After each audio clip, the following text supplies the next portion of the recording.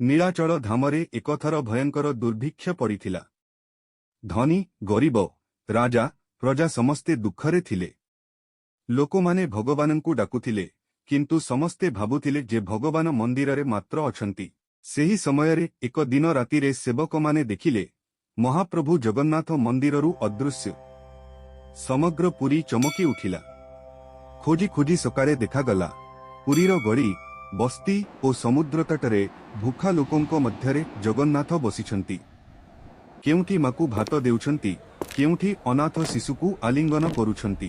ରାଜା ଆସି ହାତ ଯୋଡ଼ି କହିଲେ, ପ୍ରଭୁ, ଆପଣ ମନ୍ଦିରକୁ ଫେରନ୍ତୁ। ମହାପ୍ରଭୁ ହସି କହିଲେ, ମୁଁ କେବଳ ମନ୍ଦିରର ନୁହେଁ। ଯେଉଁଠି ଦୁଃଖ ସେଠି ମୁଁ, ଯେଉଁଠି ମାନବତା ସେଠି ମୋର ଘର।